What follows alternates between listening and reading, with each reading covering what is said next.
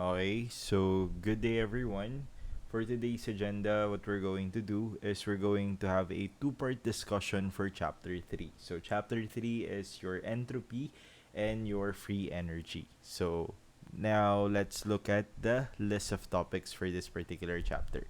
So here are your your topics no for chapter 3. So you have your spontaneous process, your entropy, your microstates and entropy, changes in entropy, second law of thermodynamics, entropy changes in the system, entropy changes in the surroundings, your third law of thermodynamics gives free energy, standard free energy change, and lastly, free energy and chemical equilibrium. Okay. So sabi ko nga kanina, hahatiin natin tong chapter nito into two parts. So for today's agenda, no? So for this particular video, hanggang dito lang tayo sa third law of thermodynamics. Okay. So etong part ng lecture natin or part ng chapter 3, this will be a second or nasa second video natin to. Okay? So let's begin with our or rather let's start chapter 3 no. So dito sa part ng introduction nito, sinasabi lang dito kung ano yung mga pinag-aralan natin from our previous lessons. So we studied the first of thermodynamics including work and heat. At the same time, we studied enthalpy no or the heat at constant pressure. So, bakit nga ba tayo may entropy to begin with, no? Bakit may ganito? So, scientists were actually trying to check kung paano mo mapepredict kung mangyayari yung reaction or hindi. So, bakit kaya kailangan ng mga scientists malaman yun, no? Bakit kailangan namin as chemists na malaman kung yung particular chemical reaction ay mangyayari or hindi mangyayari? So, to answer that question, syempre, sayang yung chemicals, no? Na magagamit if ever man hindi naman mangyayari or hindi naman mapoproduce yung ine-expect naming product. Imagine if the chemical is very expensive, tapos ginamit mo and then you've exerted a lot of time and effort pero hindi lang din naman na-produce yung ine-expect ng product, then nagsayang ka lang. You've wasted money and at the same time, you've wasted effort. So, yun yung gusto namin as chemists, no? Kailangan naming malaman kung maggagana ba itong chemical reaction na to. Or rather, pwede din nating sabihin na we always want to produce products, no? That's the purpose of chemical reactions. Kailangan may ma-produce lagi. Okay. Yung tanong na laging tinatanong namin whenever there's a chemical reaction na kailangan gawin, mangyayari ba ito, no? So, one way of checking kung mangyayari ba talaga yung reaction is by its energy. So, pwede nating i-check yung energy ng isang chemical reaction kung mangyayari ba siya or hindi siya mangyayari. Ano ba yung mga alam natin energy from our previous lessons? So, alam natin yung internal energy, di ba? Alam natin yung internal energy as the total energy, and we also know enthalpy, diba? Heat at constant pressure. Dalawa na yung energy na alam natin. But for this particular chapter, let's focus on enthalpy, no? So, enthalpy kasi, or your delta H, is something na ginagawa siya experimentally, diba? Pero, ano ba yung nakukuha natin for enthalpy? Ano ba yung values na nakukuha natin whenever we're trying to solve for enthalpy? So, enthalpy could either be positive or negative, di ba? So, pwede siyang maging positive na value or pwede din siyang maging negative na value. So, from there, ano lang sinasabi or ano lang yung implication ng positive or negative. So, pag positive yung value ng ating enthalpy, alam natin na yung process is endothermic. And pag negative naman yung value na binigay sa atin for enthalpy, we know the process to be exothermic, no? But does it tell us kung ang reaction ay mangyayari ba or hindi? So to answer that question, no, tignan natin kung yung delta H, siya ba yung magpe-predict kung mangyayari yung isang reaction or hindi. So going down here, no, to answer that question whether if enthalpy can predict the chemical reaction would be spontaneous or hindi, ang sagot natin ay absolutely hindi, no? Hindi kayang i-predict ng enthalpy kung yung chemical reaction ay mangyayari or hindi. Kasi as you can see down below, meron tayong mga examples dito. So, yung first example natin dito is yung combustion of methane. As you can see, yung combustion of methane, meron siyang negative na value for enthalpy. So, kahit negative yung value niya, nangyari pa rin tong combustion of methane. And kung bababa tayo naman dito sa pangalawang reaction natin dito, meron tayong tinatawag na acid and base neutralization reaction kung saan negative din yung value ng enthalpy niya, nangyari din naman siya. But, etong pangatlo nating example kung saan meron tayong ice, o 'di ba, water solid siya and then naging water liquid siya, yung enthalpy na binigay sa atin dito ay positive. So, positive to, negative to, pero lahat ng to nangyayari.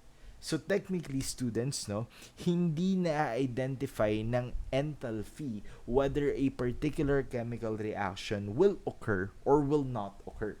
Okay, so may introduce akong bagong word sa inyo, no? I'll introduce the word spontaneous, no? So we can use the word spontaneous or spontaneity. So technically, sabi nga natin, yung enthalpy, hindi niya kayang ma-determine whether a particular chemical reaction is spontaneous or not spontaneous. Kasi whether negative yung value natin for enthalpy or positive yung value natin for enthalpy, a particular chemical reaction will occur. Ang kaya lang ibigay ng enthalpy is yung definition na exothermic yung process kung saan negative yung value or positive siya, which is an endothermic process, no? So because of that, students, no, there is a need, no, for a particular energy or kailangan natin ng bagong energy para magsabi kung ang particular na chemical reaction na meron tayo ay mangyayari or hindi. So, ang ginawa ng mga scientists is that they discover, no? Or naghanap sila ng bagong energy form kung saan itong energy form na to ay kaya niyang sabihin whether a particular process is spontaneous or not spontaneous. Okay. So, in clarification, no, pag sinabi natin ulit na spontaneous yung process, ang ibig lang sabihin nun ay nangyayari yung reaction or meron tayong product na mapoproduce. So, dun na natin ipapasok, no, yung term na entropy.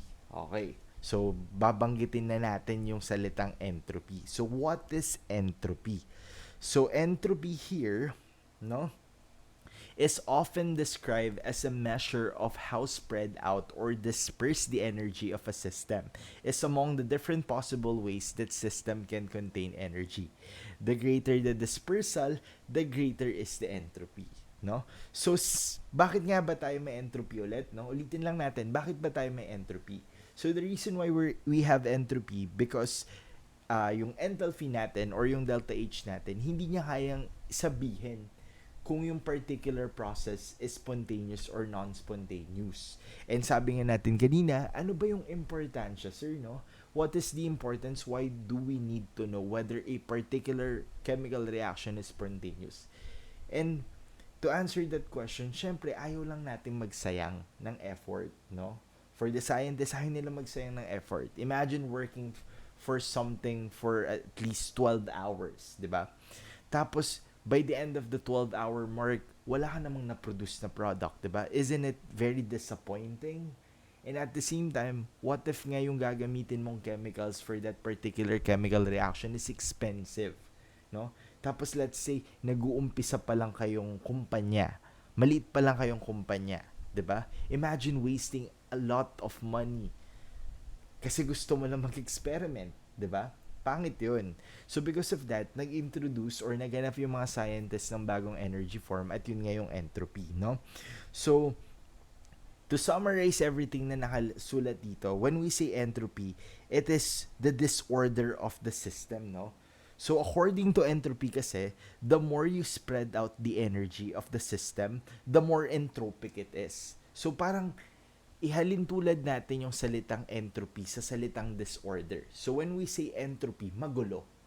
Okay? Magulo or disperse yung energy or kalat-kalat. Okay. Ito yung example natin. Oh. Tignan nyo yung figure dito sa baba. No? So sabi niya dito, highly ordered to. So medyo compact yung mga matter natin dito sa first image. Tapos pag sinabi nung nagkaroon ng increase in entropy, as you can see, naging magulo siya, no? Naging hiwa-hiwalay or naging disperse. So yun yung definition natin ng entropy, disorder siya. So for chemical reactions to happen, kailangan entropic or kailangan magulo, no? So dapat para daw magkaroon ng product or for us to say that a chemical reaction is spontaneous, dapat entropic yung mismong process na yun. Pag sinabi nating entropic, dapat magulo. Okay, so bakit, no? Kasi nga, meron tayong mga ibang chemical reactions na hindi bumabalik to its original form. So, for you to further understand entropy, pakita natin yung image natin dito or yung figure natin dito. So, zoom in natin ng konti, no? Okay. So as you can see dito, meron tayong glass that contains gas, no? Look at figure A muna. So as you can see here, meron tayong glass and at the same time, meron tayong mga gas particles which is nasa left side lahat, no? And at the same time, you can see that there is a barrier here, no? So once na tinanggal ko yung barrier, sa tingin nyo anong mangyayari, no? Once na tinanggal ko yung barrier, what do you think will happen? So what will happen is that the gas particles from the left side of the glass will then spread out, no? So yung iba, of course, pupunta sa kabila. Magda-disperse, no? So, yun yung mangyayari pag tinanggal natin yung barrier dito sa glass natin. And once na binalik ko ulit yung barrier, as you can see here dito, pag binalik ko ulit, of course, yung mga gas particles na pumunta sa right side ng glass natin, hindi na siya makakabalik from the left side. So what happened here is that nag-spread out yung mga gas particles. But let's now focus on figure letter B. So itutuloy natin yung nakita natin dito sa part na to, no? So itong part na to, ito lang din naman to. So ngayon, kung mapapansin nyo dito students, let's say tatanggalin ko ulit yung barrier, no? Ano kayang mangyayari pag tinanggal ko yung barrier, no? What will happen is that of course magsistay yung mga ibang gas particles dito sa side na to, at the same time magsistay din yung iba dito, or pwede silang mag-transfer from left to right or right to left, no? But something that we cannot expect pag tinanggal natin yung barrier na nandito sa glass na to is that all of the gases will return to its original state, no? Hindi naman basta-basta nangyayari yun, no? Hindi pwedeng kunwari, gusto kong bumalik ulit lahat ng gas particles sa left side, no? Mangyayari yun lang just because gusto ko lang, no? That does not happen in the real world. So, meaning, meron lang tayong isang process na nakikita dito, which is always the forward reaction. So, as you can see, pag tinanggal ko yung barrier dito, ang mangyayari dapat dito is magsispread out yung gas. So, pag binalik ko yung barrier, of course, magsistay yung mga gas particles kung nasan sila. But then again, pag tinanggal ko ulit yung glass barrier dito sa part na to, we can't expect na babalik lahat yung gas particles from its original state. So, ang concept ng entropy ay kapag kumalat yung energy or matter, ibig sabihin nun ay spontaneous yung reaction natin dahil yung reverse process ay imposibleng mangyari, no? So itong part na to kung saan ine-expect natin na babalik lahat yung gas particles from its original state, that does not happen in the real world, no? So that process is actually impossible. So in reality, may isang process lang tayong tinitingnan for entropy, and that is the forward reaction, no? So paano natin masasabing entropic yung isang bagay ulit? Masasabi natin entropic yung isang bagay pag magulo or spread out yung energy. Okay. So bigay pa tayo ng isang example. So let's say meron kang toothpaste. Meron kang toothpaste. Hindi ako marunong mag-drawing ng toothpaste. Or let's say ganyan, meron kang toothpaste container. Ngayon, let's say ini-squeeze mo yung toothpaste. Maglalabas yung toothpaste or lalabas yung toothpaste sa toothpaste bottle. So, 'di ba, let's say lumabas na yung toothpaste, you can't expect that the toothpaste will go back inside the toothpaste bottle out of nowhere. Tama? Hindi naman yung pwedeng, kunwari, magtutoothbrush ka, napisil mo ng madiin yung toothpaste bottle.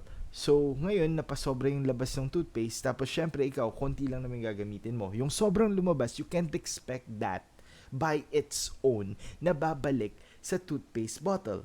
'Di ba? That does not happen naturally in the real world. Or another example, let's say meron kang lobo, no? Let's say meron kang balloon. Ngayon, yung balloon, pinutok mo, no? Pag pinutok mo yung balloon, you can't expect na yung pumutok na balloon will go to its original state, no? 'Di ba? Or its original form. Hindi yun basta-basta nangyayari, and that is impossible. Yun yung sinasabi ng entropy, that we expect things to always go to the forward direction, and we can't expect na once na nagkaroon na ng process or ng forward reaction, magkakaroon ulit ng reverse reaction, no? Yun yung sinasabi ng entropy natin. Kasi ngayon, ano bang nangyari dito? So, nung pinutok mo yung lobo, of course, kakalat na yung energy within that balloon to its surroundings, no? Yung gas particles within that balloon, pag pinutok mo, nag-spread out na, 'di ba? So, very, siya, no?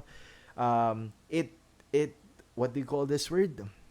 Um, Parang ito yung example natin ng entropy, kasi sabi nga natin for entropy students, it is disorder. So for example, pinutok mo yung balloon, yung matter or yung gas particles na nasa loob ng balloon, magsi-spread out yun sa surrounding. So technically, disorder pa rin yun. So yun yung definition natin ng entropy. Okay? So, yun lang yun, no? Hindi pwedeng mangyari yung reverse reaction naturally. So, always forward yung reaction natin for entropy. Okay?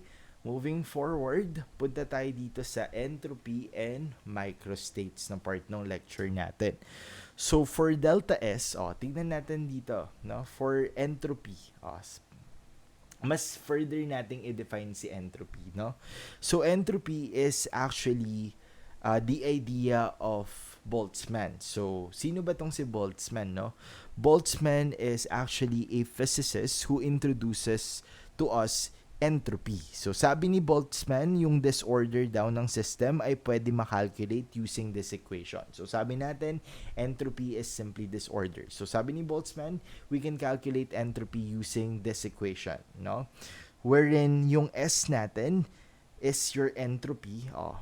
S is entropy, and then your K is your Boltzmann constant, and then W here is represented by what we call as microstates. Okay, so S or capital S for entropy, K for Boltzmann constant, which is given as 1.38 times 10 raised to negative 23 joule per Kelvin, and then yung W natin dito, students, ay microstates.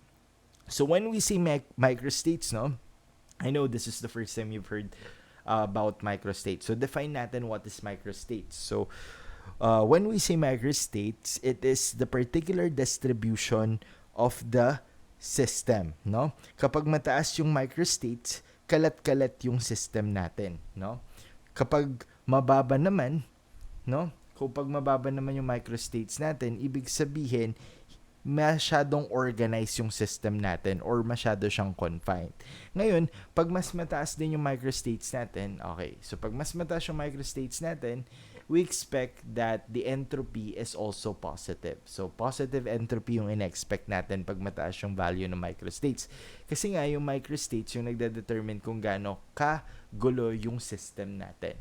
While pag mababa naman yung value for microstates natin, our entropy, or we should expect our entropy na magkaroon ng negative na value. So, anong meaning pag negative yung entropy natin? Meaning, organized, no?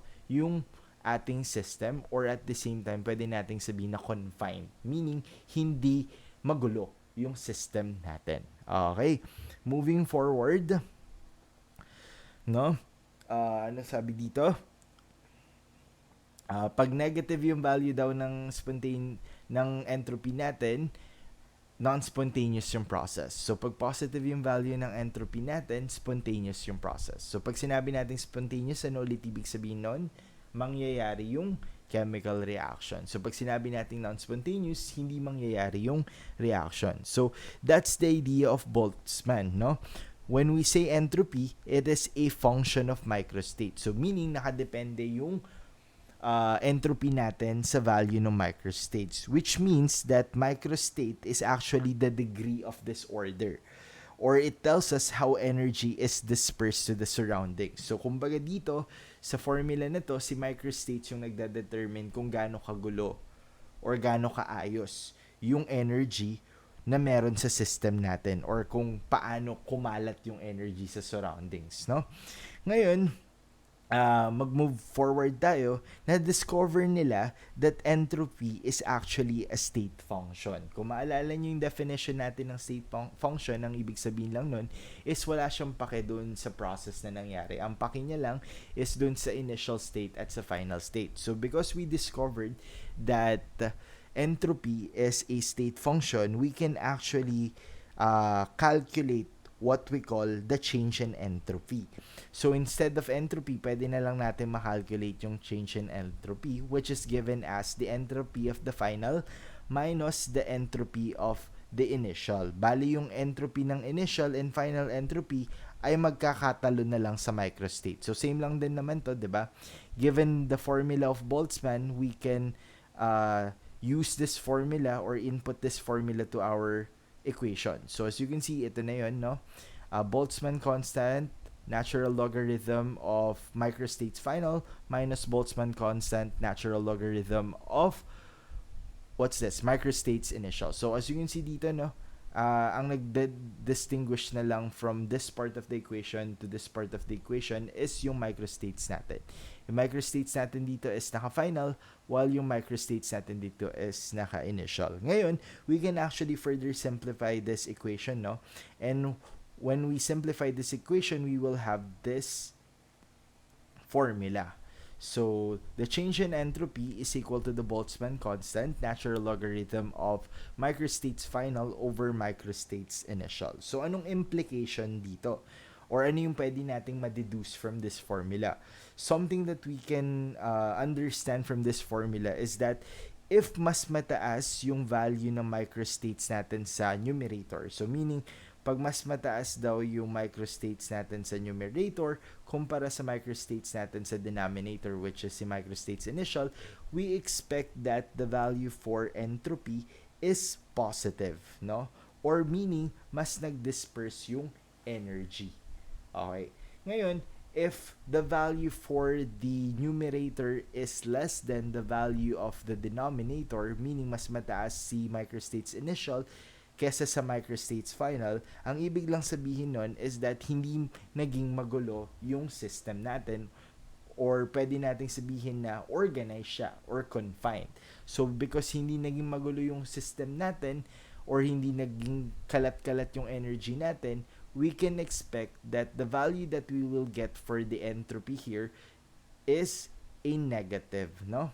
Or negative yung sign. So pag mas mataas yung numerator kaysa sa denominator, we expect that entropy is positive, meaning nag-disperse yung energy or kumalat yung energy. While in this part naman, pag mas mababa yung microstates natin sa numerator kumpara sa denominator, then we expect that our entropy is negative. Okay? So, magbigay pa ulit tayo ng example, no? Kapag, for example, kapag mas makalat, mas mataas or mas positive yung entropy. While kapag mas maayos or malinis, mas mababa or mas negative yung entropy natin. Kasi nga, sabi nga natin, entropy is simply just the dispersal of energy or disorder siya. So, pag mas makalat, mas entropic yung nangyayari. Okay? While pag mas maayos or organized or mas confined, negative yung entropy natin. Okay?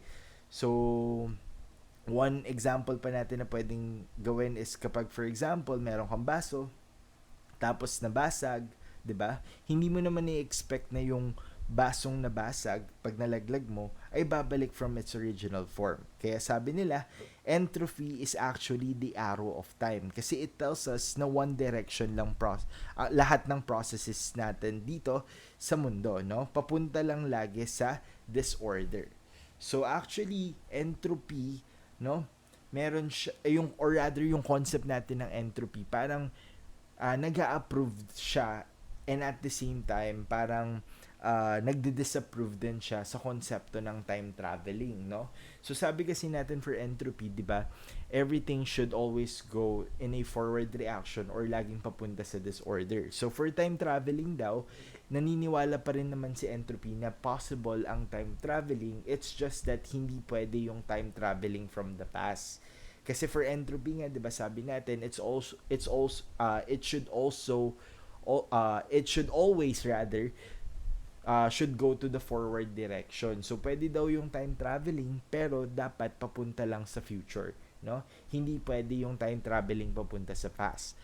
Kasi pag ganun, of course, parang mali na yung entropy or mali na yung magiging konsepto natin ng entropy kung papayagan ng entropy or i-approve ng entropy yung konsepto ng time traveling sa past. Kasi sabi nga natin kanina pa na pag may entropy, pag sinabi nating entropic yung isang bagay or spontaneous, lagi lang dapat siyang papunta sa isang direction, which is always the forward direction. Okay? So actually, no, itong inaaral natin na lesson for today is actually can make you understand some memes that are going around in Facebook, no? So meron kasing mga memes about entropy actually for engineering students. So in this case, malalaman nyo kung ano yung mga definition or ano yung joke doon sa mga memes na yon. So explain natin, no? So one meme kasi na nakita ko on Facebook is, for example, parang magulo yung kwarto nung bata, tapos ngayon pinaglilinis siya ng nanay niya. Sabi ng nanay niya, linisin mo to. Tapos sagot ng bata, actually ayoko siyang linisin kasi entropic to. So the reason why, 'di ba, parang ayaw linisin ng bata yung kwarto niya is because spontaneous yung process natin, or meaning disorder. So sabi niya, entropic to, so it actually favors uh, the forward reaction or favorable tong reaction na to kasi disorder to. So yun yung parang explanation sa mga memes about entropy na parang pag magulo yung kwarto mo daw, huwag mo daw linisin kasi entropic yon or disorder yon, which is a good thing kasi 'di ba spontaneous yung process, something like that. So yun yung concept behind those memes on Facebook, no? Okay. Moving forward, punta tayo dito sa changes in entropy. So let's look at the changes of our examples here. So alamin natin whether positive or negative yung entropy natin. Okay? So paano ba natin malalaman kung positive or negative yung entropy natin, no? So just look at how rather for us to know whether the entropy of a particular reaction is positive or negative, of course, titignan natin how the energy of this reaction spread out, no? Sabi nga natin, the more na na-spread out yung energy natin from the system to the surroundings, positive yung entropy natin. While the more confined or the more compressed, yung term is compressed or hindi siya gulo-gulo, dikit-dikit siya, meaning yung entropy natin is negative, no? So itatry nating alamin, or just by the observation or just by the power of observation, let's try to understand, no, or guess whether a particular reaction is, or whether a particular reaction will have a positive entropy or a negative entropy. So looking at the examples here, we have solid to liquid, no? As you can see, yung solid, compact yung mga atoms niya. Tapos from this, naging liquid siya, which is medyo hiwa-hiwalay na yung atoms niya. So in this case, tingin nyo, ano to? Positive yung entropy nito or negative, no? So as you can see, dahil medyo naghiwa-hiwalay yung mga atoms, no, from solid to liquid, we expect that the entropy for this particular reaction is positive. So, bakit positive? Kasi naghiwa-hiwalay, no? Or kumalat yung mga atoms. Okay, punta naman tayo dito sa example letter B. So, for example letter B, as you can see, meron kang reaction wherein yung liquid naging vapor or naging gas. So, in this case, tingin nyo, ano yung entropy dito? Again, feel free to post the video, no, para you can answer my questions, no, and then play nyo kung tingin nyo nakuha nyo na yung tamang sagot, no. So anyways, for liquid being converted into vapor, we expect the entropy of this reaction to be positive then. So bakit positive? Kasi from this arrangement of atoms, medyo naghiwa-hiwalay siya nung naging gas siya, no, or vapor. So because nagkaroon ng disorder, we expect entropy to be positive. Okay? Next, punta tayo dito sa solvent and solute. So we know solvent and solute, parang ano lang yan, 'di ba? May tubig ka, tapos tinunaw mo yung asin. Tingin nyo, anong mangyayari sa mga particles pag nagkaroon ka ng solution, no? Alam natin, solvent plus solute will form solution. So in this case, we expect entropy as what? Positive or negative? So observe nyo lang ano bang nangyari sa mga particles natin dito. From this, ano bang nangyari? As you can see, naging hiwa-hiwalay. So because naging hiwa-hiwalay, we expect entropy for this to be positive then. Okay? Lastly, tignan natin yung example letter D dito. So dito, sabi dito, from the initial state, system has a initial temperature, and from there nagkaroon ng changes. Yung system natin dito sa product phase or dito sa last part is that yung temperature 2 is greater than temperature 1. So nagkaroon ng change in temperature or increase in temperature. So tingin nyo, pag nagkaroon ng increase in temperature, ano yung entropy? Positive or negative? Okay. So for letter D, no, to answer my own question din, no, kapag tinasaan mo yung energy nung system, ang tendency kasi nun, magva-vibrate yung mga particles, no? Kung maaalala nyo yung discussion natin from thermodynamics or chapter 2, yung thermochemistry, sabi natin doon yung oscillation of molecules, the more na nag-a-accept ng init, yung mga particles natin, nagva-vibrate siya. So dahil nagkakaroon ng vibration or motion yung mga particles natin, technically, merong disorder na nangyayari. Imagine mo, gumagalaw-galaw yung mga particles. So, dahil nga tinasan mo yung energy, gumagalaw-galaw yung particles. So, dahil gumagalaw-galaw yung particles, we expect entropy to be positive. So, bakit positive? Kasi meron tayong motion. So, pag tumaas yung temperature natin, meron tayong positive na entropy. Okay, so sulat natin yun dito, no? Para matandaan nyo. So, pag mas mataas yung temperature natin, meaning yan, positive yung entropy. So, yung kabaliktaran, of course, pag bumaba yung temperature, we expect a negative entropy. Okay. So, yun lang naman yung dapat yung matandaan or malaman dito, no?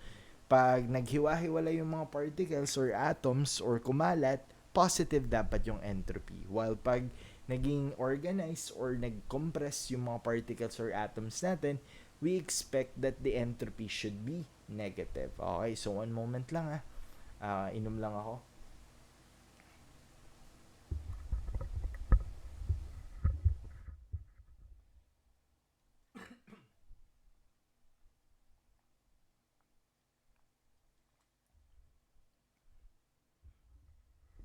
Okay, so going back, no? Um, punta na tayo dito sa changes in entropy. So, meron tayong mga samples dito, no? Meron tayong mga samples na pwedeng tingnan dito. So, let's try to answer this example. So, sabi dito, determine whether the entropy change is greater or less than 0. Okay, so yun yung tatry natin dito. Alamin natin kung positive daw ba yung entropy or negative yung entropy natin. Okay, so freezing of ethanol. Ano tong letter A? So, this is a solid to liquid na reaction. Or rather, sorry, ethanol pala. So, this is a liquid to solid na reaction. So, we expect na magiging organized yung ating mga atom kasi magiging solid siya. So, we expect the entropy to be negative. Okay. For letter B naman, evaporating a beaker of liquid bromine at room temperature. So, technically, this is liquid to gas. So, dahil nagkaroon ng spread ng particles, we expect the entropy to be positive. Okay? Dissolving glucose in water. So, technically, ano lang yan, no? Solute-solvent reaction, no? So, makakaproduce ka ng solution dito. So, dahil makakaproduce ka ng solution dito, we expect what? We expect na yung ating entropy ay positive din. Okay. Like, our example sa task kanina, no? Pag meron kang solvent-solute na reaction, kung saan naging solution siya, we expect entropy to be positive. Okay? Moving forward, cooling of nitrogen gas from 80 degrees Celsius to 20 degrees Celsius. Tingin nyo, anong entropy yan? So we talk about temperature kanina, no? So sabi natin kanina, if there is an increase in temperature, ang tendency nun is the atoms will vibrate or there will be a motion for the atoms. So dito, as you can see, nagkaroon tayo ng decrease in temperature. So, mangyayari dyan is magbe-behave, no? Or hindi gagalaw-galaw yung mga particles natin. So, because nagkaroon tayo ng cool down dito, negative dapat yung entropy natin. How about condensation of water vapor? So, condensation of water vapor is what? Simply gas becoming liquid again. Okay, so dahil from gas to liquid yung process natin dito, we expect na yung entropy natin here is negative din. Okay? Moving forward, meron pa tayong mga examples dito. Okay, so tingnan natin. Dito tayo. So letter F na tayo. Forming of sucrose crystal from a supersaturated solution. So ano meron dito? So for a supersaturated solution, parang typical solution mo lang siya, pero ngayon mas marami yung solute. So dahil mas maraming solute, ang tendency niyan, yung solute natin magki-crystallize, no? So in this case, parang nagkaroon ng separation from the solute to the solvent, no? So because of that, we expect that our entropy is negative. Okay? So, letter G na tayo, heating of hydrogen gas from 60 degrees Celsius to 80 degrees Celsius. Ang mangyayari dito is what? Nagkaroon ng increase in temperature. Sabi natin, pag nagkaroon ng increase in temperature, ano mangyayari? Magkakaroon ng motion. So, because of that, we expect a positive entropy. Okay. Ngayon, punta tayo sa letter H, which is the sublimation of dry ice. Or technically, this is the change from solid to gas. Okay. From solid to gas, no?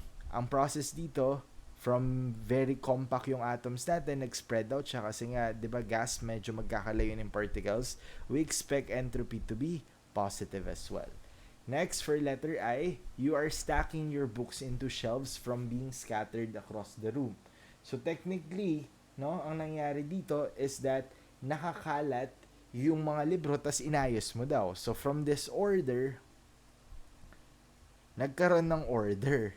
So because of that, no, we expect entropy to be negative, no? So negative dapat yung entropy natin dito. Okay, next, punta tayo sa letter J. You and your crush dating each other. So, very, parang chismoso vibe yung tanong, no? What do you expect here? Will you expect a positive entropy or negative entropy pag nag-date kayo ng crush mo? Okay. So, to answer this question, no, this is a negative entropy or non-spontaneous yung process. Okay. Wag magagalit, in terms of entropy lang to. So, pag tinitignan natin sa perspective ng entropy, non-spontaneous daw yung pagde-date nyo ng crush mo. So, bakit kaya, no? So, imagine kasi, syempre, di naman kayo nakatira sa isang bahay ng crush mo. So, technically, let's say, LDR kayo, nasa Tarlac ka, tapos nasa, let's say, Nueva Ecija siya. Tapos, nag-aaral kayo sa UCU. So, dahil iisa lang yung school nyo, from malayo, magsasama kayo sa UCU, which is nasa Pangasinan. So, technically, lumapit kayo from each other. So, sabi nga natin, di ba, when we talk about entropy, entropy is the dispersal of energy or dapat kalat-kalat or disordered. So, dahil from magkalayo kayo, nagdikit kayo, negative yung entropy nyo. Okay? So, again, huwag kayong magagalit. This is only sa perspective natin ng entropy. Okay. So, kung gusto nyo i-date yung crushes nyo, okay lang yan. Basta wag nyo lang titignan yung perspective natin ng entropy. Okay? So, moving forward tayo dito. So, ano pa yung pwede pa nating masabi dito, no? Okay, so in terms of entropy, kapag magde-date kayo or magsasama kayo ng crush nyo, liliit yung microstates nyo. So yun yung mangyayari. Magkakaroon tayo ng less microstates. And sabi nga natin kanina, pag mas mababa yung microstates or mas mababa yung value natin ng microstates natin, mas negative yung entropy natin. So this concept about microstates kasi further disprove the theory or some theory in our universe, no? So ano kaya yung theory na dinidisprove ng konsepto ng microstates? So yung theory na yun is yung tinatawag nating Big Bounce theory. So you can actually search for it na lang. So yung konsepto nun daw kasi, 'di ba nagkaroon tayo ng Big Bang theory? Tapos sa Big Bang theory, alam natin na from a singularity, 'di ba? Nag-expand yung universe or nabuo yung universe natin. So sabi kasi dun sa theory na Big Bounce, babalik lang daw ulit tayo dun sa singularity na yun or parang magko-compress lang din daw ulit yung universe na yun. So technically, parang it doesn't support or rather parang nilalabag niya yung pinapaniwalaan natin sa entropy. Kasi sabi nga natin sa entropy, dapat laging forward yung reaction, bawal yung reverse na reaction. And we know naman, this is a fact na the universe is infinitely expanding naman, no? So, alam natin na patuloy pa rin yung pag-expand ng universe based sa mga studies ng mga scientists natin. But, you know what? Who knows, no? Who knows whether we're going back from the very start or we will still be expanding, no?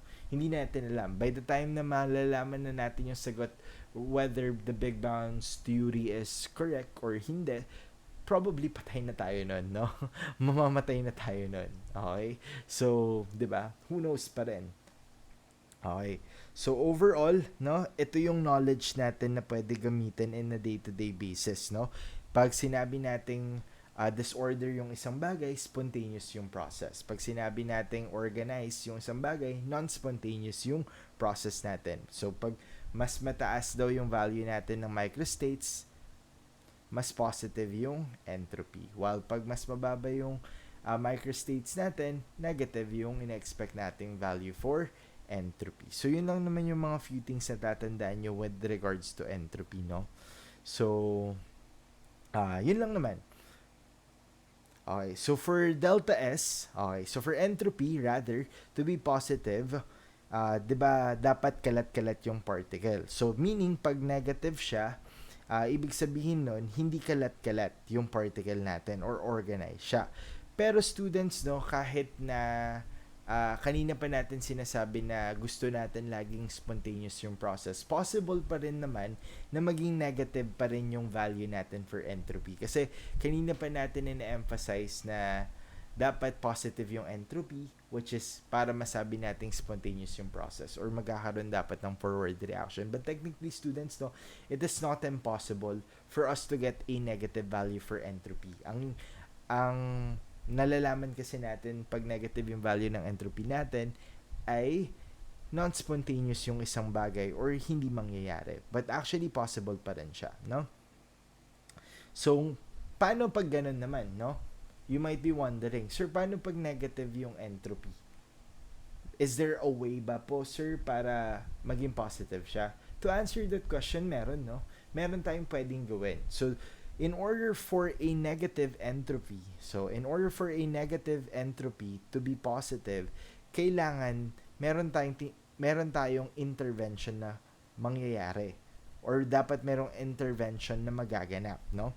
So, kailangan merong makialam. Kung ano man yung intervention na yun, of course, nasa process na yun or nasa tao na yun kung anong gagawin niya. But anyways, no,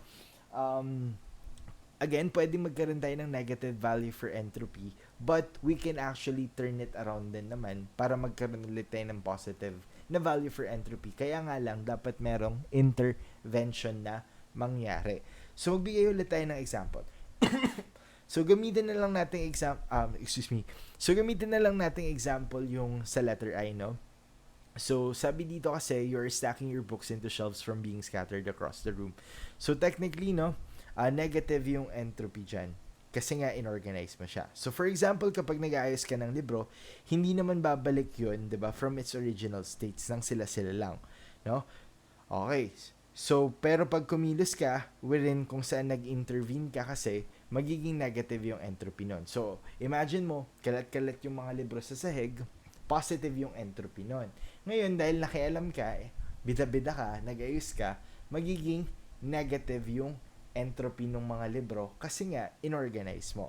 So, ngayon, dahil sa konsepto ng negative na entropy na pwede nating gawing positive, i-introduce ko na sa inyo yung second law of thermodynamics. Okay. So, before we continue to the second law of second law of thermodynamics, recall muna natin yung first law, no? Para hindi naman tayo para wala lang, mahalala niyo lang kung ano yung first law of thermodynamics, no? So, ano ba yung first law of thermodynamics? So based on the first law of thermodynamics, sabi dito, energy cannot be created nor destroyed. It can only be transformed or transferred, no? Ngayon, for the second law of thermodynamics, ang point of view natin dito is si universe. So, something na kailangan yung tatandaan, for the second law of thermodynamics, ang point of view natin dito is si universe. Alam niyo naman si universe, di ba? Universe is system plus surroundings. Okay. So, here, for the second law of thermodynamics, we're not looking at the system anymore. So, hindi na natin tinitignan yung system lang. Diba sa first law of thermodynamics kasi yung perspective lang natin is always to the system. Wala tayong pake sa surroundings. But in the second law of thermodynamics, we consider both. We consider both the system and the surroundings. Or rather, the changes in the system and the changes in the surroundings. So, for the concept of the second law of thermodynamics, no? Kailangan talaga yung perspective lang natin dito is sa universe, no? Hindi na pwedeng si system and si surroundings lang. Okay. So, sabihin na natin yung concept natin for second law, no? So, for the second law of thermodynamics, sinasabi lang dito na for a process to be spontaneous, dapat positive si delta S universe. Okay, ganun lang kadali. Wala masyadong other details. So, sabi dito sa second law of thermodynamics, for us to say that a particular reaction is spontaneous, dapat daw positive yung value natin ng delta S universe nga lang. Okay, so delta S universe. Okay, so ganun lang kasimple yung konsepto natin for the second law. Okay, so if the delta S of the or rather if the delta S of the universe is positive, the process is spontaneous. So pwede pa rin kunwari mag-negative yung value ng delta S system. Kasi nga sabi nga natin kanina, we're looking at the perspective of the universe. We're no longer looking at the system and the surroundings. So for example, negative yung value ng system mo or the delta S system mo, pwede pa rin nating magkaroon tayo ng positive value for the delta S universe basta positive yung delta S ng surroundings mo. Okay? So, pwede magkaroon ng negative value pero dapat yung isang value mas positive siya para at the end of the day, positive pa rin yung value ng delta S universe natin. Okay. So, let's try to look at the two formulas here, no? So, sabi nga dito, for a spontaneous process, the delta S of the universe is equal to the delta S of the system plus the delta S of the surroundings should be greater than 0. So, meaning dapat positive yung value mo para masabi nating spontaneous yung process natin. While sabi dito sa equation number 2 sa baba, pag equilibrium daw yung process, yung delta S universe natin kung saan yun yung sum ng delta S system plus delta S of the surroundings is equivalent to 0, no? So, pag equilibrium, equal to 0 daw dapat yung value ng delta S universe mo. Pero pag spontaneous yung process, dapat yung value ng delta S universe mo is greater than 0. So, dapat ito ay positive. Okay? Yun lang naman yung sinasabi dito. Again, no, take note student, ang focus ng spontaneity natin or the second law of thermodynamics is the delta S universe. Okay? Hindi na natin tinitignan yung system lang, hindi na natin tinitignan si surroundings lang. So, ang tinitignan natin for the second law of thermodynamics is the delta S of the universe. Excuse me. Okay. So, you might be wondering, no, bakit natin to ine-emphasize, no? Bakit kaya ine-emphasize si Sir ng paulit-ulit na yung perspective natin for the second law of thermodynamics is the delta S of the universe, no? Hindi na lang si system and surroundings. So, to answer that question, no, balikan natin yung example ko kanina about sa nakakalat na libro. So, technically, sabi natin kasi kanina, possible pa rin yung negative na what do you call this, possible pa rin yung negative na entropy. So let's look at the perspective of the books na nakakalat sa sahig. So dahil disordered yung mga libro, automatically yung mga libro na yon, positive yung entropy nila. Kasi yun naman yung definition natin ng entropy, di ba? Positive. Pero students, no, pwede pa rin natin gawing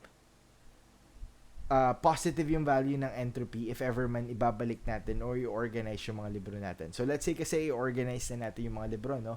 So, pag in-organize natin yung mga libro, technically, magiging negative, no? Yung entropy ng mga libro kasi nga naging organized siya. But actually, students, no? For the overall reaction or yung overall na pag-aayos ng libro or yung effort ng pag-aayos ng libro, yung entropy ng universe is actually positive. So, bakit kaya positive?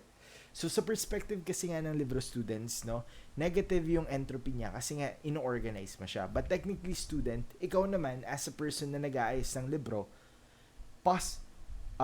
magiging positive naman yung entropy mo. So, bakit magiging positive yung entropy mo? Kasi nga, student, gumagalaw ka eh. Gumagalaw ka. Pabalik-balik ka from the location of the books that are lying on the ground, tapos ibabalik mo siya sa shelves or sa cabinet, tapos babalik ka ulit sa mga librong nakakalat, tapos babalik ka ulit sa cabinet. So, technically, gumagalaw-galaw ka. So, yung entropy mo is positive, while yung entropy ng libro is negative kasi nga na-organize sila. Pero, pag pinagsama natin yung entropy mo and yung entropy ng libro, yung final entropy natin or the entropy of the universe will actually going to be positive, no? So, magiging positive pa rin yung value natin. So, kumbaga, yung mga memes on Facebook stating na ayaw maglinis ng bata ng kwarto kasi nga favorable daw yun, kasi nga negative or negative tuloy. Favorable yun kasi nga magulo or disorder. Yun nga yung sinasabi ng entropy. Technically, yung pwedeng i-rebut ng parent natin is actually no. No? Dapat maglinis ka kasi at the end of the day, kahit iayos mo yung mga gamit mo, positive pa rin yung entropy na kalalabasan ng pag-aayos or pagtulong sa bahay. Kasi nga, ikaw na mag-aayos, let's say maghuhugas ka ng pinggan, magwawalis ka sa bakuran, gumagalaw ka. So, yung entropy mo, positive, pero yung entropy ng mga inaayos mo, negative. Pero pag pinagsama mo yung entropy ng negative na inayos mo, let's say kanina yung libro, tas yung entropy mo na nag-aayos, which is positive, yung final entropy mo or the delta S of the universe will be positive pa rin. So at the end of the day, ang pagtulong sa bahay ay favorable or spontaneous process because the delta S of the universe is positive. So yun lang naman yung gusto kong i-emphasize doon, no? So yun lang naman. Okay. So again, pag mag-exert ka ng effort, no? Pag mag-exert ka ng effort, kahit na pag mag-exert ka ng effort, pag mag-organize ka ng mga bagay, overall, yung reaction pa rin na yun ay positive. Kasi yun yung sinasabi ko kanina na kailangan magkaroon ng intervention, no? For a negative entropy, for it to be a positive entropy, kailangan magkaroon ng intervention, no? So just because inorganize mo yung libro, that doesn't mean negative na yung energy nung universe natin or non-spontaneous na yung process natin. So, dahil nagkaroon ng intervention kung saan ikaw yung nag-ayos at nakakontribute yung entropy mo doon sa situation ng libro na inaayos mo, pwede ka pa rin magkaroon ng final na value for entropy of the universe na positive. So, yun lang yung sinasabi natin, no? Kailangan magkaroon ng intervention para maging positive yung entropy natin or maging spontaneous yung process. So going back din dun sa example natin kanina about sa toothpaste, no? Pag napasobra yung squeeze mo nga sa toothpaste bottle, dadami yung toothpaste na lalabas. Yes, totoo, hindi babalik ng mag-isa yung toothpaste na sobra from its container. But what you can do is you can intervene with that particular process by putting back the toothpaste sa loob ng tube, 'di ba? Pwede mong ibalik using your hands or yung mga daliri mo. In that case, favorable pa rin yung reaction kasi nga nag-e-effort ka pa rin. So yun yung gustong sabihin ng second law of thermodynamics na ang tinitignan natin dito is yung universe, no? Okay lang mag-negative yung value daw ni delta S system basta yung value dapat daw ni delta S surroundings ay positive. In that case, ma-overpower ng value na to, yung negative value na to, kaya pwede pa rin tayo magkaroon ng positive value for our entropy of the universe. Okay? So, yun lang naman. Okay, emphasize natin ha, para magkaroon tayo ng spontaneous process for the second law of thermodynamics, dapat positive yung value ng entropy natin for the universe. Okay? Okay, moving forward na, no? Dito na tayo. Entropy changes in the system na tayo. So, sabi nga natin kanina, for the second law of thermodynamics, we're looking at the perspective of the universe now. So, because we're looking at the perspective of the universe, magkaiba yung entropy change sa system and magkaiba din yung entropy change sa surroundings. So, yun yung aaralin natin sa mga natitirang slides. Okay, so hindi na natin masyadong i-discuss to students kasi very familiar na yung formula, no? So, we can actually calculate for the standard entropy of the reaction just by using this formula. Itong formula na to, nagamit na natin yan sa enthalpy, which is the summation of the product of the moles of the products multiplied by their standard and entropy, no? Tapos, subtracted by the moles or the number of moles of the reactants multiplied by their standard entropy of the reactant. So, itong formula na to parang product minus reactant lang, which is something na kapares sa ginawa nating process for enthalpy. Okay? So, with that said, we can now actually try to solve some of the problems down below. Okay?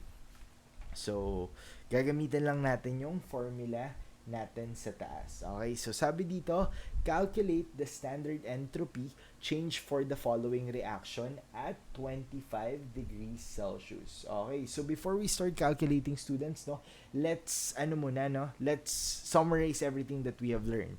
So sabi natin, for a particular process to be spontaneous, dapat yung value ng entropy natin ay positive. So pag positive, spontaneous. Okay, and then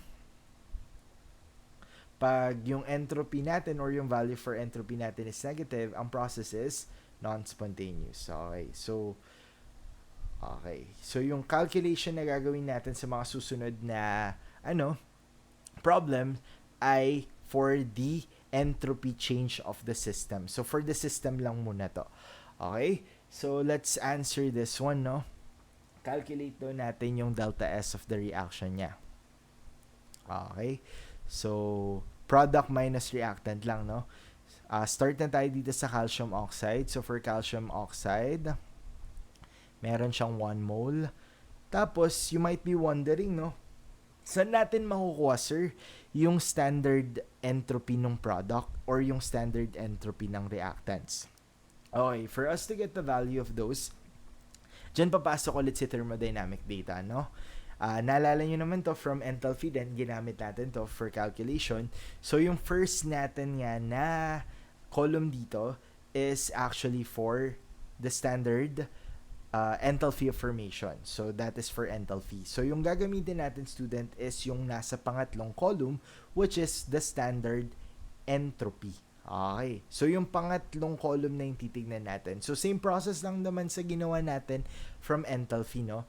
So, for example, ito, si calcium oxide, solid, hanapin lang natin siya sa thermodynamic data. So, for calcium oxide, hanapin natin siya, letter C, ito siya. For calcium oxide na solid, ang value niya for entropy ay 39.8. Okay. But anyway, students, no, yung gagawin ko na lang dito is ilalagay ko na lang lahat ng values dito. Pero pag kayo yung gagawa on your own, of course, kailangan yung tignan yung thermodynamic data. But anyways, to simplify everything or to simplify this lecture, nalista ko na lahat ng mga values ng mga given dito sa mga problems natin. Okay? So, ilalagay ko na lang. But anyways, lahat ng values na yun nakalagay dito or nasa thermodynamic data. So, if you want to double check whether tama yung calculation natin, you can check your thermodynamic data. So, for calcium oxide, that is 39.8. Tapos, tignan mo lang kung ano yung unit na binigay. So, for the standard entropy, that is joule per Kelvin mole. Okay. So, ang unit niya is joule Kelvin mole. Okay. Next, moving forward, meron pa tayong carbon dioxide. So, plus, ilang moles yan? 1 mole. Times, for carbon dioxide, that is 213.6 joule K. Okay. Nawala siya. Barayin natin. Kelvin per mole. Okay. Tapos, lagay natin yung bracket. Subtracted by, dun naman tayo pupunta sa reactant. So, for the calcium carbonate, ilang moles yan? Isa lang din naman. So, that is 1 mole multiplied by the value na pwede natin makuha sa thermodynamic data, which is given as 92.9. So, that is 92.9 joule Kelvin mole. Okay? So, again, students, lahat ng value na nakikita nyo dito, makikita lahat yan sa thermodynamic data. But remember to check na yung pangatlong column dapat yung gagawin din. Kasi ito, this is for enthalpy. Ito for entropy. Okay? And yung nasa gitna, tinatawag natin tong free energy. So, yung free energy, i-discuss na lang natin yan sa next part of our lecture. So, yung part 2 ng chapter 3. Okay? So, moving forward, pag using your calculator, solve nyo na, pause nyo muna. Ang sagot dito ay 160.5 joule per Kelvin. So, technically, makakancel yung moles natin dito. Moles. Okay, so as you can see, ito yung sagot natin, which is positive 160.5 joule per Kelvin. So, ano yung pwede nating deduce from this particular answer? So, because this answer has a positive value, we consider this reaction of calcium carbonate turning into calcium oxide and carbon dioxide as a spontaneous process. Okay. So, spontaneous yung process natin kasi positive yung value natin for the delta S. Okay? So, yun lang naman yun. Ibig sabihin, nangyayari to. Okay? Pwedeng mangyari to. Okay. Moving forward, let's try to answer this second problem, no? So, for the second problem, ganun lang din naman, pinapahanap sa atin yung entropy change ng ating reaction. Okay? So, using the same formula, delta S of the reaction, tapos using the formula, no, na product minus reactant. So, meron tayong 2 moles of ammonia. Tapos, ano yung value ng ammonia natin? That is simply 193. So, that's 193 joule Kelvin per mole. And then, subtracted by, isa lang kasi yung product natin. Lagay tayong bracket. Tapos, start tayo dito sa nitrogen. Meron siyang 1 mole. Tapos, yung value for nitrogen is 191.5. So, this is 191.5. What's this? Ano unit niya? Joule per Kelvin mole. And then, plus, punta tayo dito sa hydrogen gas. So, for hydrogen gas, meron siyang 3 moles. Tapos, yung value na pwede natin makuha sa thermodynamic data. Puntahan natin dito. Hanapin natin si hydrogen. So, alphabetically arranged naman to, no? So, hydrogen gas is given as 131. Ito siya, oh. Ito, tignan natin yung pangatlo. Ito yung value niya. 131 joule Kelvin per mole. Joule per Kelvin mole. Okay, joule per Kelvin mole. Okay. So, di ko na ipapakita through calculator. Pause nyo na. And then, try calculating. Tapos, pag may na-solve kayo, play nyo na. Tignan nyo kung tama yung nakuha nyo. So, for this particular chemical reaction, ang sagot natin ay negative 198.5 joule per Kelvin. Okay. So, anong implication naman ng answer natin dito sa pangalawang example? So, as you can see, dahil negative yung value natin for entropy, for this particular problem, we expect that this particular chemical reaction is non-spontaneous. Okay? So, meaning hindi siya nangyayari. Okay. So, again, pag positive yung value natin for entropy, pwedeng mangyari. Pag negative yung value natin for entropy, hindi pwedeng mangyari. Okay? O, punta tayo sa pangatlo. O, try nyo tong isolve. Bibigay ko na lang yung sagot. So, ang sagot natin dito na in-expect. So, pause nyo. Okay, at this point, bibigay na lang natin yung sagot natin. Okay, for letter C or sa pangatlo nating example, try solving this by your own. So, bibigay ko na lang yung answer dito ha. Final answer natin, sa gitna na lang. Final answer natin here is the delta S of the reaction or for this reaction is 20 joule per Kelvin. Okay? So, yan yung answer natin dito. So, dahil positive yung reaction natin dito or yung value natin dito, we expect that this process is spontaneous. Okay? So, di ko na isosolve to ha ng detailed. Kayo na mag-solve. Meron tayong example na dalawa sa taas.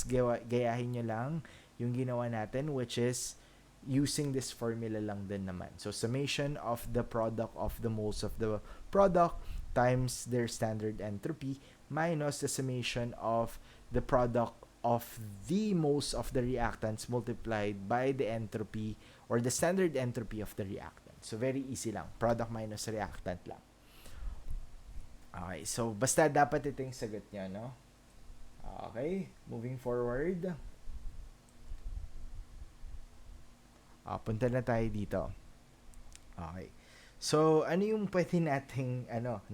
Ano yung pwede nating malaman dito sa nangyari or dito sa mga na-solve natin, no? So, actually, in this case, no, the observation that we can conclude is that if a reaction produces more gas molecules than it consumes, so meaning mas marami ka daw na-produce kesa sa na-consume, meaning mas marami yung gas mo sa product kesa sa reactant, delta S or the standard entropy is positive. Okay? So, sa second observation naman, pag mas marami naman daw yung na-consume or mas marami yung nasa reactant kesa sa product na gas, we expect delta S or the standard entropy to be negative. Tapos pag there's no net change in the total number of gas, meaning parehas lang yung dami ng gas sa product and sa reactant, no? Relatively small lang daw yung value nun. So, technically, hindi natin mapipredict. So, whether positive or negative siya, basta konti lang daw yung value nun numerically. So, let's apply everything na na-observe natin dito, no? Sa mga examples natin down below. Okay? So, as you can see, no, students, meron tayo dito mga examples. So, sabi dito, predict whether the entropy change of the system in each of the following reactions is positive or negative. So, sabi natin, pag positive yung entropy, mas marami yung bilang ng gas particles sa product kesa sa reactant. Tapos, pag negative yung entropy daw, meaning mas marami yung gas sa reactant kesa sa product. So, mas marami yung kinonsume kesa sa na-produce. As you can see dito, no, students, sa example letter A, meron kang dalawang, actually tatlo, kasi dalawang moles to, isang moles to ng gas, so 3 moles to, tapos dito 0. So dahil mas marami yung gas natin sa reactant kesa sa product, we expect the entropy for this chemical reaction to be negative. Okay? So para ma-prove nyo, solve nyo, no? Gamitin nyo yung thermodynamic data. So negative yan. Okay? So, moving forward, tingnan natin tong example letter B. So, for example letter B, as you can see, 0 yung gas natin sa reactant, pero sa product meron tayong dalawa, no? So, because mas marami yung product natin kesa sa reactant or yung mas marami yung bilang ng gas natin sa product kesa sa reactant, we expect the entropy to be positive. Okay. So, kung mapapansin nyo, no, sobrang galing, no, sobrang galing ng entropy, no? Just by observing at it or just by looking at the chemical reaction, we can actually predict the sign of our product, or we can expect or predict the sign of our entropy, no? Yan yung isang bagay na hindi natin kayang gawin sa ibang energy na na-solve natin. Kasi, di ba, for enthalpy, pag titignan mo yung chemical reaction, hindi mo naman malalaman kung exothermic ba yung process or endothermic, no? You should actually solve for it, no? For this naman, for entropy naman, sobrang amazing kasi you don't actually need to solve everything. You can actually just observe or analyze the example, and then you can actually predict the sign of our entropy change. Okay. So, moving forward, no, ituloy-tuloy natin. Meron pa tayong dalawang example. For letter C naman, as you can see here, meron tayong dalawang, dito, no? Dalawang gas particles. So, meron tayo dito sa H2, meron din tayo dun sa Br2. Tig-isa sila, no? Tapos dun sa product naman, meron kang dalawang moles ng HBr na gas. In this case, dahil dalawa to, tas dalawa dito, hindi mo mapipredict yung sign. Yun yung sinasabi kasi ng observation number 3, no? You can really not tell kung ano yung sign ng entropy, but the number na makakalculate mo daw will be relatively small lang numerically. So, in this case, you need to solve this, no? So, as I was solving this, no, on my end, ang nakuha kong value dito is the delta S of the reaction for this one is actually positive 20.46. As you can see, hindi ganun kalaki yung value, no? Hindi siya umaabot ng 100, ng 1,000. Actually, 20 lang siya. So, dahil ito positive to, ito yung na-calculate natin using the thermodynamic data in the formula, we expect for this particular chemical reaction, positive din yung entropy niya. Okay? So, pag equal yung bilang ng gas particles natin from the reactant to the product or the number of moles, hindi natin mapipredict yung sign. But what we can do is to actually solve it using the formula, which is product minus initial. And then, from there, we can actually get the sign or the actual sign and the value of the chemical reaction. So, for letter C, positive siya. O, tingnan natin tong letter D. So, sa reactant side, solid to, 0, no? Wala tayong gas particles. For the product side naman, dalawa yung gas natin. Okay? So, dahil mas marami yung moles ng gases natin from the product versus the reactant for this particular chemical reaction, we expect the sign of our entropy in this particular example to be positive. So, meaning spontaneous yung process natin. Kasi positive C, entropy. Okay? Ganun lang yun. Ganun lang yung pag-solve for the entropy change in the system. Very easy lang, no? One moment lang. Drink lang din. Inom lang ulit ako ng water.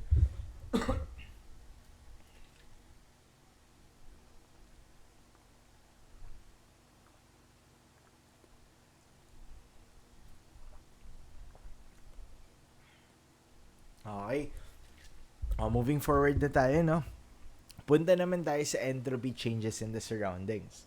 So, anina, nalaman na natin kung paano mag-calculate ng entropy changes in the system. So, paano ulit mag-calculate? We're just going to use the formula provided, which is yung formula na parang kamukha lang din ng formula for enthalpy. So, ngayon, we're going to solve, no?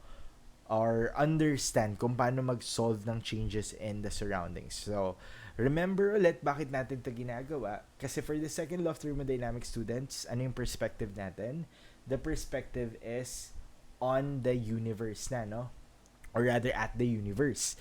So, dahil yung perspective natin nasa universe, we need to consider two things. So, we need to consider the system and we need to actually consider the surroundings, no?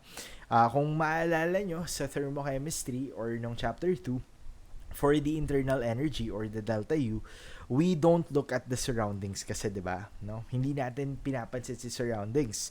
But for entropy kasi, you actually need to take account of the surroundings or the changes that occur in the surroundings. Kasi yun yung konsepto ng second law eh. Hindi natin pwedeng walang bahala na parang dahil nakasanayan natin na we're looking at the system, yun na lang i-consider natin. That's not possible. Kasi itong second law of thermodynamics, established siya. Kaya nga siya law, diba?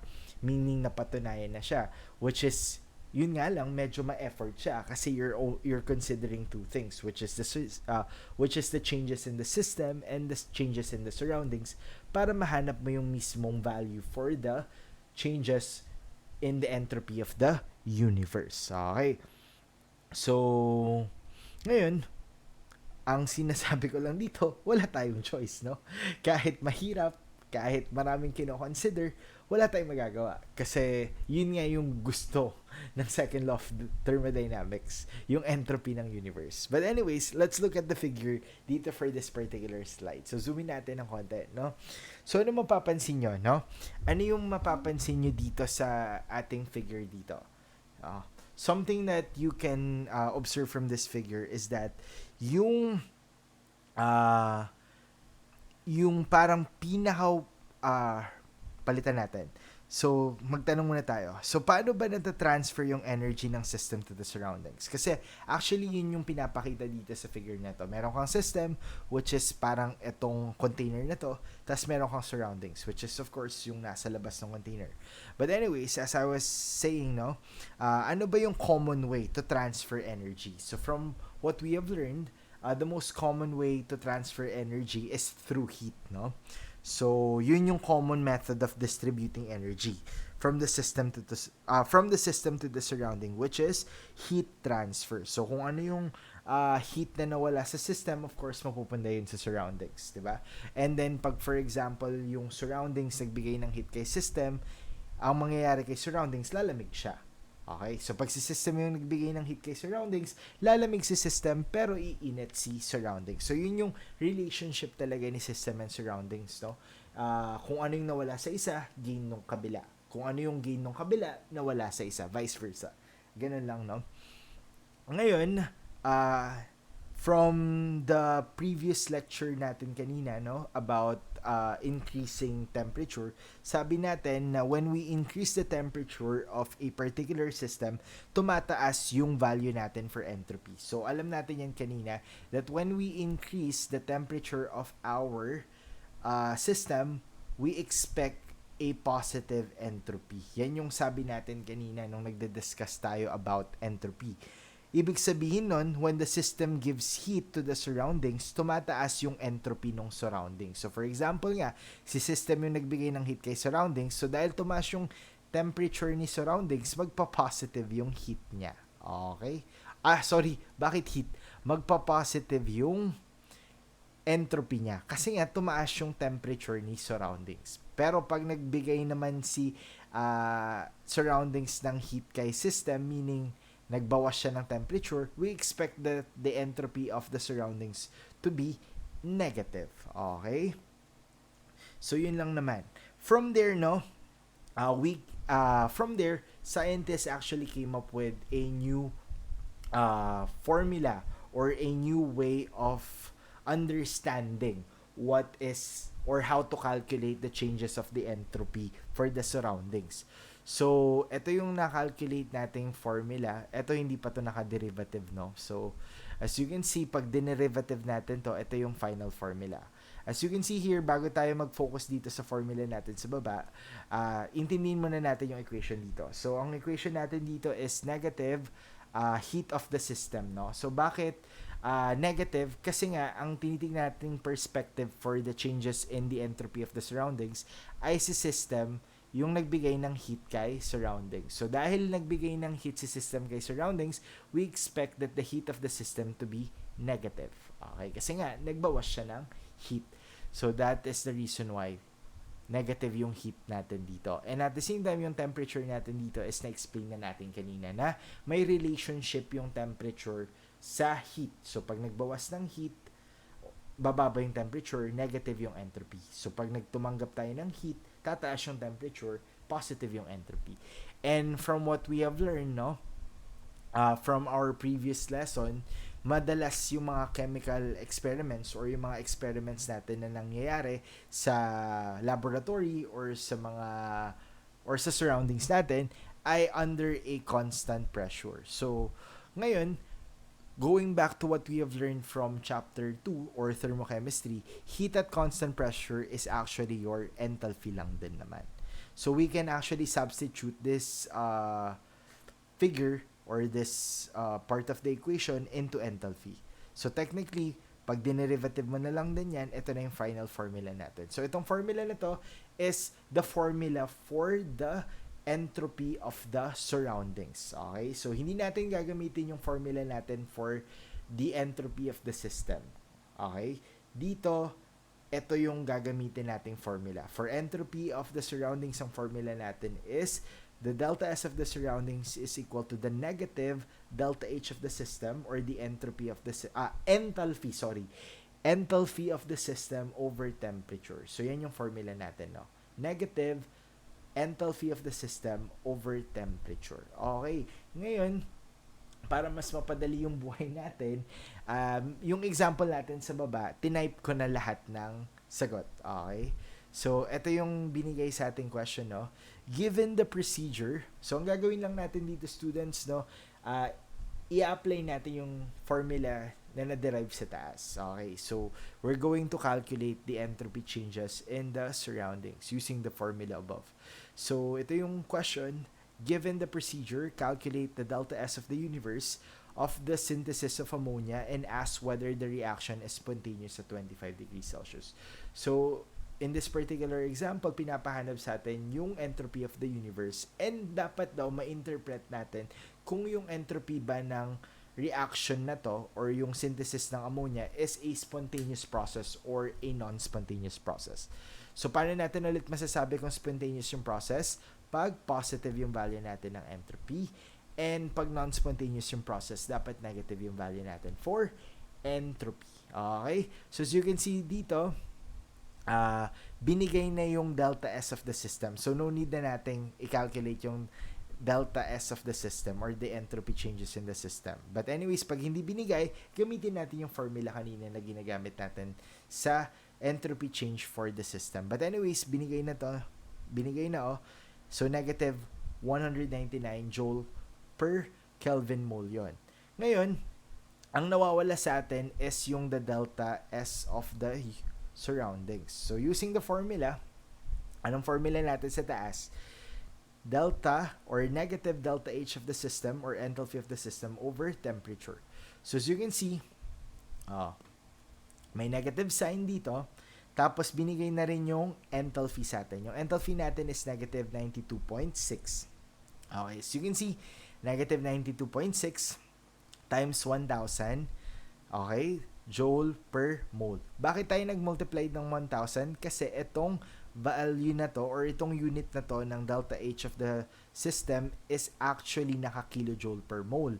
So, dahil naka-kilojoule per mole to, kailangan nating i-convert to into joule kasi yung value natin for the delta S of the system is naka-joule lang. So, paano mag-convert ng kilojoule to mole? So, sabi natin for every 1 kilojoule, there is actually 1,000 joule. So, that's the reason why students nag-multiply tayo ng 1,000 dito para uniform yung units natin. So, yung temperature natin, dapat naka-Kelvin scale lang yun. So, 25 degrees Celsius, that will be simply plus 273.15 para maging Kelvin. And that is actually 298.15. Pero yung 0.15 dito, di ko na nalagay. Di naman magiging masyadong malaki yung difference ng 0.15. But students, in our case, dapat lagi may 0.15, ha? Sa ibang prof nyo siguro hindi papagamit yung 0.15, pero sa akin, papagamit ko, ha? Hindi ko lang nilagay in this particular example. Okay? So, from there, nakuha natin yung value na 311 joule per Kelvin mole. Ngayon, hindi pa tayo tapos dyan. Kasi ito, delta S of the surroundings lang. Pero yung pinapahanap sa question natin is the delta S of the universe. So, paano natin hanapin yung delta S of the universe? Ito, diba? For the delta S of the universe, that is actually the sum of the delta S of the system plus the delta S of the surroundings. Okay? In that case, i-plug in lang natin yung values natin. So, as you can see, ilalagay lang natin yung negative 119 joule per Kelvin mole, which is the delta S of the system. Tapos yung na-calculate natin delta S of the surrounding, which is 311 joule per Kelvin and mole. So, titignan nyo, no, kung mapapansin nyo, negative si delta S of the system. Which is possible nga, as I was saying, pwede pa rin magkaroon ng negative value ng delta S of the system, pero at the same time, dapat daw yung delta S of the surroundings mo is positive. Para daw magkaroon ka ng positive na value for the delta S of the universe. In that case, nung pinag-add natin yung value ng dalawang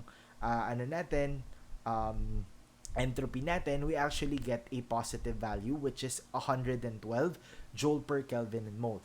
In this case, na-overpower nung number na to or yung delta S surroundings yung pagiging negative ni delta S of the system. So kahit negative si delta S of the system, na-overpower siya nung energy na meron si delta S of the surroundings. That's the reason why positive pa rin yung sagot natin for the delta S of the universe.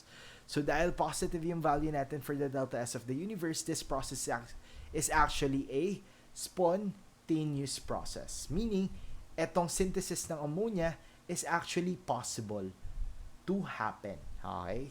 So, magkaroon ka lang daw ng 1 mole ng nitrogen gas, tapos i-react mo daw siya sa 3 moles of hydrogen gas, you can actually synthesize ammonia. So, yun lang naman yung implication nung na-solve natin, no? Na value here. So, pag positive yung value natin for the delta S of the universe, dapat spontaneous yung process. Okay? So, again, bago tayo mag-move forward sa third law of thermodynamics and absolute entropy, let me just clarify what the second law of thermodynamics is, or let me just remind everyone, no? So for the second law of thermodynamics, simple lang siya, no? For us to say that a process is spontaneous, dapat daw yung entropy of the universe. So take note, students, sa entropy of the universe. Okay? So, meaning, dapat kasama na si system and si surroundings dun sa value na yon. Okay? So, dapat daw yung value daw nung entropy ng universe should be positive para maging spontaneous. Okay? So, pag negative yung value ng delta S of the universe natin, technically, non-spontaneous yung process or hindi mangyayari. Okay? Moving forward, punta tayo dito sa third law of thermodynamics. Okay, 'di ba? Makokompleto na natin yung tatlong laws of thermodynamics. Full-fledged engineers tayo kasi naaral niyo na yung 3 laws of thermodynamics, no? So, for the third law of thermodynamics, this is very easy, no? How did I say so? Kasi concept lang naman yung third law of thermodynamics.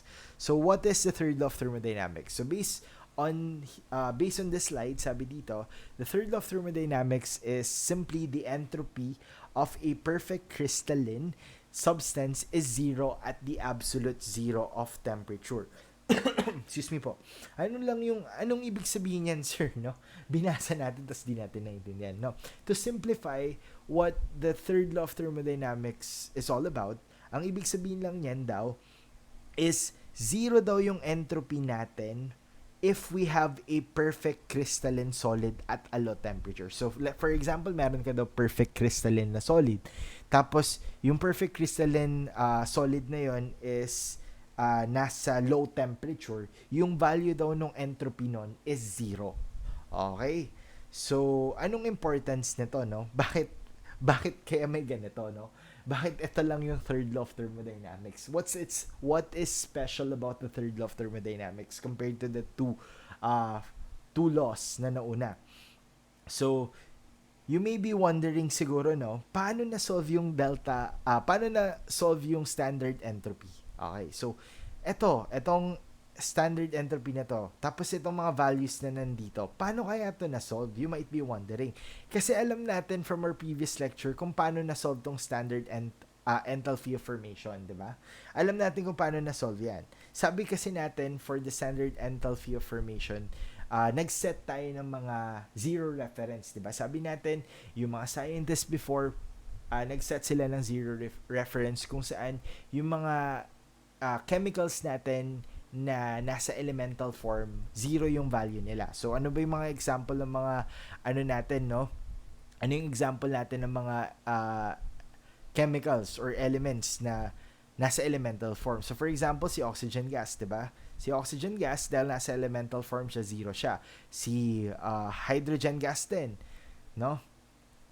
Elemental form si hydrogen gas, kaya zero siya. So, ito yung ginawa ng mga scientists for enthalpy para calculate or para ma-solve, no, or derive yung mga values for the standard enthalpy of formation. Ngayon, paano naman na, or rather, ano naman ginawa nila for the standard entropy? Paano nila nakuha tong mga value na to? Saan ang galing tong negative 293.3? Saan ang galing tong negative 10.5? No? So to answer that question, no, for delta S kasi, need din talaga nila magkaroon ng reference, no? So, hindi naman out of nowhere, sumulpot na lang yung mga values na yan. Hindi naman out of nowhere yung mga scientists natin na naginip, tapos sabi nila, oh, favorite number ko is 188.7. Tapos, favorite chemical ko is water in the gaseous phase. Yun yung value niya. No, that's not gonna happen, no? That's not how chemistry works. That's not the concept of science, no? Hindi pwedeng hula-hula lang. Hindi pwedeng trip-trip lang. Everything should be done methodically. So, because of that, they set a reference din. Ngayon, kung sa enthalpy, ang sinet nilang reference ay yung mga chemicals natin at their elemental state, for entropy naman, ang ginawa nilang reference ay yung mga crystalline solids. So, yung mga crystalline solids yung ginawa nilang reference para makuha yung mga values na to. So, if we have a crystalline solid at absolute zero or mababang temperature, hindi gumagalaw yung mga molecules nun. No? So meaning, pag zero yung temperature or absolute zero yung temperature, hindi gumagalaw yung mga molecules. So dahil hindi gumagalaw yung mga molecules or atoms nung particular matter na yon, meaning zero yung entropy nun. Tama? Magzi-zero yung entropy nun. Kasi nga yung definition natin ng entropy na kanina pa natin sinasabi is that entropy is disorder. 'Di ba? Dapat magulo, dapat may gumagalaw, dapat disperse, dapat kalat-kalat. So if hindi gagalaw yung mga molecules and atoms natin sa isang perfect crystalline solid at an absolute zero temperature, then technically zero yung entropy natin. Walang disorder, no? So dahil hindi gumagalaw 'yon or dahil hindi gumagalaw yung mga molecules ng mga perfect crystalline natin at dahil nga doon nga nag-zero yung ano nila, entropy nila, yun yung ginamit natin, no? Yun yung ginamit nating reference point para makalculate yung mga values na makikita natin sa thermodynamic data for the standard entropy. So, note ko lang student pag nakakita kayo ng bilog, no? Pag nakakita kayong bilog doon sa taas nung ano natin, mga energy natin, ang ibig sabihin niyan is standard. Okay? So, pag yun nga, pag yung mga perfect crystalline natin at an absolute zero is zero nga yung entropy nila, no? Kasi nga walang movement, technically yung microstates daw nila is 1 lang. So, for the microstates of perfect crystallines, no, ang microstate daw nila ay 1. And pag ni-natural logarithm natin ng 1, magiging 0 yung part na to ng equation. So technically, the entropy of a perfect crystalline whose microstate is only 1 will have an entropy that is 0. Okay. So ganun lang ka-simple yung konsepto ng third law of thermodynamics. Ang ginawa lang dito sa third law of thermodynamics is naghanap sila ng references, no? Or naghanap sila ng references kung saan pwede sila magkaroon ng values for the different standard entropy of the different chemicals. And yung nahanap nga nilang reference or perfect crystalline solids kung saan zero sila at an absolute temperature, no? Tapos dahil nga zero yung entropy nila, ang microstates lang nila ay iisa. So pag iisa yung microstate na yun, tas plinug in mo sa formula ni Boltzmann, magiging zero pa rin yung value ng entropy natin. Okay? So, yun lang naman. Okay? Simplify na natin, no? Simplify na natin yung third law para tapos na tayo sa lecture natin. So, ulitin natin, ang idea lang dito sa third law of thermodynamics ay ito lang yung ginamit ng mga scientists or itong konsepto lang na meron dito sa third law of thermodynamics yung ginamit natin para makalculate natin yung mga values for the standard entropy. So, ito yung ginawa nilang references or ito yung ginamit nilang reference point rather para makuha natin yung values na nakikita natin sa tables natin. Okay, kumbaga ito yung zero basis nila. Sa enthalpy, ang reference natin doon is yung mga elemental form. For entropy, yung mga perfect crystalline solid at an absolute zero temperature. Oh, yun lang yun. That concludes our first part na, no, for our chapter 3. Okay, so before we dismiss, no, before natin tapusin to, summarize lang natin yung tatlong laws of thermodynamics. Okay, so na-discuss na natin yung three laws of thermo, no? So for the first law of thermodynamics, ano yun? Energy cannot be created nor destroyed. It can only be transformed or transferred. Okay, so meaning the energy of the universe is actually constant. So ano yung loss ni system, gain ni surroundings, and vice versa. While for the second law of thermodynamics, it states that for a process to be spontaneous or para mangyari yung process na yun, the value for the delta S of the universe should be positive. So, yun yung ating second law of thermodynamics. Again, sabi natin, for the second law of thermodynamics, pwede pa rin magkaroon ng negative entropy. Whether si system man yun or si surroundings, okay lang.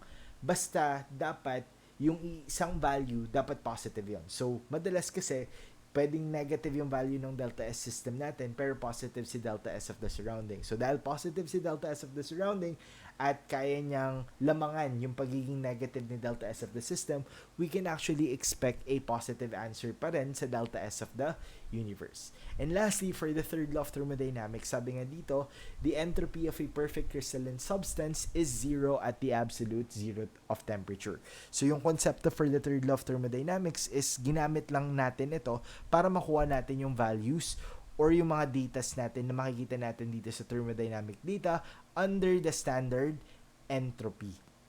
Okay, so itong mga perfect crystalline substance, ang ginamit lang nating reference point to calculate or get all the values listed on the third column of this thermodynamic data. Okay? So from there, tapos na yung first part natin ng chapter 2. So balikan lang natin yung outline natin sa taas, no? So again, tapos na tayo. Na-cover natin lahat to. Ngayon, for the second part of our lecture, another video na yun, which will tackle the Gibbs free energy, the standard free energy change, and the free energy and chemical equilibrium. So, with that said, no, thank you for listening. I hope may natutunan kayo. Pasensya na sa mga mumbles ko and sa mga ubo ko kasi medyo masama yung pakiramdam ko. But anyways, no excuses. Kailangan natin mag-move forward sa lectures natin. Kaya tayo nagre-record ng mga lectures. Okay? Rest assured naman na pag may concern kayo regarding with our lectures, especially yung mga sinosolve ko ha, pag may concern kayo, for example, tingin nyo may mali akong ginawa, let me know, no? You can chat me on our group chat or at the same time you can send me a private message saying na, "Sir, bakit ganito yung sagot? Bakit po iba yung lumalabas sa akin? Bakit po ganito?" Okay? I am free for all the questions that you have naman. Okay? But anyways, yun nga. I hope everyone understood the lesson, no? So with that said, I'll end our recording at this very moment.